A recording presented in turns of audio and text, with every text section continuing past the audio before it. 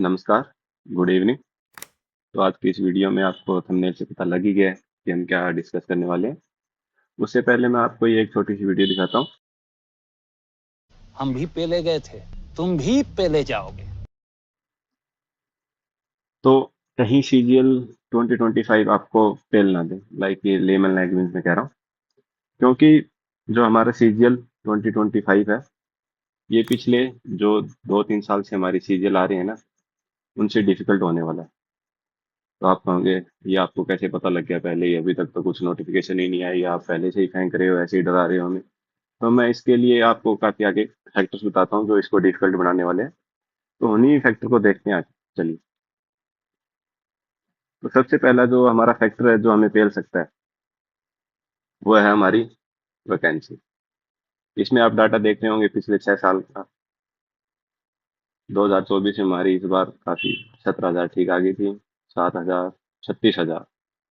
जो ये साल था ना 2022 वाला, जिसने 36,000 वैकेंसी दी, इसने ना क्रेज ही अलग बढ़ा दिया अपना सीजीएल का। अब तो फॉर्म भी 30-30 लाख भरने लग गए। 2024 में 35 लाख फॉर्म भरे गए हैं। उससे पहले देख रहे हो, और इसी टाइम कुछ वो अपना पैटर्न चेंज हुआ था कि एमसीक्यू आ गए हैं। पहले भी 200-200 क्वेश्चन होते थे, इंटरव्यू भी होता था, वो सब हटा दिया। तो इससे एक तो ये पैटर्न इजी हो गया, दूसरा ये वैकेंसी इंक्रीज कर दी, तो लोगों को जागरूक ज्यादा हो गया कि हम सीजीएल देते हैं, बी ग्रेड की जॉब लेते हैं। बट हमारा 2025 में कितनी वैकेंसी आएगी फिर? ये लाइक 10,000 से ज्यादा तो आने से रही इस बार, क्योंकि मैंने काफी न्यूज़पेपर और रिपोर्ट पढ़ी थी, और काफी यूट्यूब चैनलों पे, मतलब जिन्होंने आईटीआई लगा रखा है वहां पे देखा है। तो इस साल 10,000 से तो वैकेंसी कम रहने वाली है, जो कि लगभग 8 से 10 के आसपास रहेगी वैकेंसी, जो कि इस साल से कम है। तो एक तो ये पहला फैक्टर है कि वैकेंसी कम आएगी अगली बार। अब हम अगला फैक्टर देखते हैं हमारा, जो हमें हमारी सीजीएल की जॉब से दूर कर सकता है। वो है हमारा 8th पे कमीशन। इसकी इस बार खूब चर्चा हो रही है कि हमारी सैलरी 100 गुना, एक मतलब 200 गुना बढ़ा देंगे। एक जो गवर्नमेंट पियोन या लगा हुआ है, उसकी सैलरी भी 50,000 हो जाएगी। क्या करेंगे प्राइवेट जॉब करके, क्या करना है? तो इसके कारण क्या होगा कि जो भी मतलब तैयारी नहीं भी कर रहा था ना सीजीएल की, वो सोचेगा यार सीजीएल की तैयारी कर लेता हूँ, छोटी से छोटी ग्रुप डी वाली भी जॉब मिल गई ना इनमें, छोटी से छोटी, तो 50,000 कमा लूंगा और अपनी चैन की जिंदगी गुजारूंगा, और मस्त शादी भी आराम से हो जाएगी। पता ही है अपने नॉर्थ में सरकारी नौकरी की कितनी वैल्यू है। तो इससे कंपटीशन और बढ़ेगा। जो 30 लाख फॉर्म भरे जा रहे थे, वो अब 50 लाख हो जाएंगे।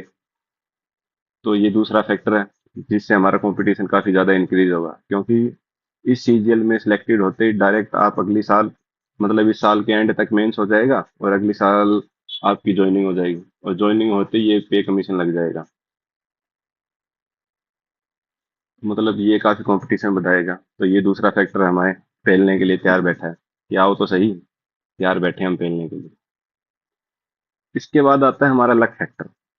ये इस बात की सीजन में काफी देखा गया, लक फैक्टर।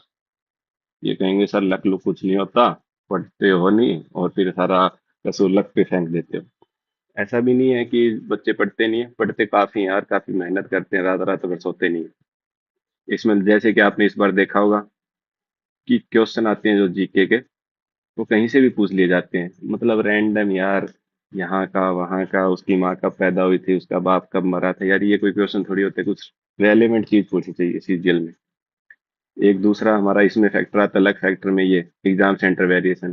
किसी सेंटर पे कीबोर्ड नहीं चलते, किसी सेंटर पे बिल्कुल अच्छे से चल रहे हैं, किसी सेंटर पे 5-5 मिनट लेट वो देते हैं हमारी वो जिस पे हम सॉल्व करते हैं क्वेश्चन सीट। तो इस कारण यार प्रेशर तो आ ही जाता है वहां पे। तो ये आप लक में ही कंसीडर करोगे कि आपको सेंटर कैसा मिलेगा। यही लक में ही कंसीडर करोगे कि आपने जो जीके पढ़ रखी है वो आपकी आ गई तो बढ़िया, नहीं आई तो दे धनाधन हो गया, हमारा तो 1 साल लग गए। तो ये लक फैक्टर काफी बढ़ गया है। एक दूसरा, कि लक फैक्टर को कम कर सकती है एसएससी सीजीएल, वो ये करती नहीं। जो हमारी मैथ इस बार मेंस में आई थी, मैथ हो गई, इंग्लिश हो गई, मतलब ऐसे कि मतलब रद्दी से रद्दी सवाल आए हुए थे, मतलब किसी ने एक वीक या एक मंथ पढ़ रखा है ना, तो वो हो जाए उनसे। तो वो तो फिर सभी ने कर लिया इस बार, मैथ इंग्लिश रीजनिंग सभी ने कर लिया। तो रह गई जीके। और जीके में जिसके तुक्के लग गए उसने कर दिए ठंडन गोपाल, 40, 45, 50, 70 ले आया। और उसकी इस बार जॉब लग गई। और इस बार आप देख भी रहे होंगे कि 320 प्लस प्लस आ रहे हैं नंबर्स लोगों के। 340, जो कहीं 300 नंबर आने पे लोग खुश होते थे और उन्हें अच्छी नौकरी 4600 जीपीए की पोस्ट मिल जाती थी, इस बार लोग सोच रहे हैं 300 पे कुछ मिलेगा कि नहीं मिलेगा। तो ये लक फैक्टर में ही आता है। इसके बाद एक फैक्टर और रहता है हमारा कि चलो आपने तुक्के मार लिए, सब सही हो गया आपका, आपके नंबर भी ठीक आ गए। बट फिर सीजीएल कहती है ऐसे कैसे जाने देंगे तुम्हें, ऐसे तो यार फिर तुम सरकारी नौकरी ले जाओगे, अच्छी दुल्हनिया ले जाओगे, ऐसे नहीं जाने देती एसएससी। फिर ये कर देते हैं हमारे रिजल्ट में घपला। इस बार ये आप देख रहे होंगे कि प्री के रिजल्ट में 609 बंदे बाद में इंक्लूड हुए हैं। तो आपको लगता है इन्होंने अच्छी सी तैयारी की होगी मेंस की? यार बिल्कुल नहीं, सबकी ऐसे फटी रहती है कि यार नाम आएगा नहीं आएगा, केस का रिजल्ट क्या आएगा। वो तो इस बार इन्होंने केस का रिजल्ट जल्दी दे दिया, वरना ये लटकाए रखते हैं। तो इन 600 बंदों को चाहे इंक्लूड कर दिया गया हो, इनकी तैयारी होगी जीरो। तो ये नाम नाम के रह गए बेचारे। तो वही कह रहा हूँ, सारा मतलब आपने पढ़ भी लिया, अच्छे से कर लिया, अब आखिरी पॉइंट पे आ गया, ऐसे रिजल्ट में गड़बड़ी कर दोगे तो क्या करोगे आप? कोर्ट के धक्के खाने से रहे। मिडिल क्लास आदमी है, कहाँ कोर्ट के धक्के खाएगा? वो सोचेगा अभी बस 2 महीने में सीजीएल 2025 आने वाला है, वो दे लूंगा, कौन झंझट में पड़े। तो ये भी हमारा एक लक फैक्टर में आता है। तो आप अब कह रहे होंगे यार सर आप तो बस कमियां कमियां गिनवाए जा रहे हो, कुछ ढंग का भी बताओ कि तैयारी करें ना करें, जाएं तो जाएं कहाँ, मरे तो मरे कहाँ, आगे कुआं पीछे खाई। तो चलो मैं आपके इसके एक दो सोल्यूशन बताता हूँ जो मुझे लगता है कि हम इम्प्लीमेंट कर सकते हैं। तो सॉल्यूशन पे आते हैं हमारे।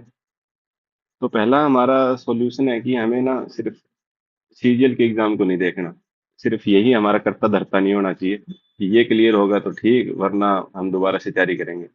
हमें सीजीएल पे ध्यान देना है, सीपीओ पे, सीएचएसएल पे, ये AI airport authority of India, ये भी अच्छी पोस्ट है यार, 80-90 हज़ार देती है। इन सभी एग्जाम मतलब इनका लगभग ना सिलेबस सेम है, इनका पैटर्न भी सेम है। तो आप सभी इन सभी एग्जाम का फॉर्म भरना है, साथ इन सभी एग्जाम पे ध्यान देना है। सर आप कहेंगे सर ये एग्जाम पे ध्यान दे लिए तो आपने एक्स्ट्रा बर्डन और क्रिएट कर दिया, पहले से ही कंपटीशन ज्यादा है। तो अकेले सीजीएल पे रह के ना, आप सीजीएल भी क्लियर नहीं किया तो फिर क्या ठन ठन गोपाल रहेगा आपके हाथ में, कुछ नहीं रहने वाला। तो इससे अच्छे इन सभी पे मतलब मॉक टेस्ट देते रहना और एग्जाम के फॉर्म भरते रहना। एक टाइम पे तो होने वाले नहीं है, अलग अलग टाइम पे होंगे। अब है उसके अगला फैक्टर कि अपने बेसिक सुधारो। ये नहीं कि सर ने बताया ये 4 फॉर्मूले रट लिए इनसे पेपर आ जाएगा, ऐसा आपका पेपर कभी क्लियर नहीं होने वाला। तो इससे अच्छा आप अपने ना बेसिक क्लियर करो, कोई यूट्यूब की चैनल देखो, किसी के कोर्स खरीदो या कुछ भी करो। उसके बाद है ये कि आजकल एसएससी क्वेश्चन पूछ कहाँ रहा है। लाइक जीके का तो हम कुछ नहीं कह सकते, सभी कहेंगे कि मैं पढ़ाता हूँ यहीं से आता है, मैं पढ़ाता हूँ यहीं से आता है, ऐसा किसी का कुछ नहीं है, सब फेंकते रहते हैं। बट आप हाँ, मैथ के और इंग्लिश का थोड़ा आइडिया लगा सकते हो, साथ में रीजनिंग का। वो आपको ना अच्छा बेस बनाने में हेल्प करेगी। और फिर आपकी रह गई जीके, जो कि आपकी उस दिन किस्मत हुई तो आप रेल में, वरना बाबा जेल में। तो यही आज का हमारी वीडियो थी। तो अब जाते जाते आपको एक मोटिवेशनल वीडियो दे देते हैं। नहीं दिल रजदा महल्ले विचों पूछ ना करी दुख, दर्द, आंसू, जब तक तकलीफ ना हो ना लाइफ में, तब तक बड़ा नहीं बनता है। तो यहाँ तक देखने के लिए धन्यवाद आपका। लाइक एंड सब्सक्राइब करते रहिए, और अच्छी लगे तो शेयर भी करते रहिए। धन्यवाद। और कुछ दिक्कत हो तो, और कोई भी मतलब किसी टॉपिक पे आपको जानकारी चाहिए तो कमेंट करके बता देना। धन्यवाद आपका।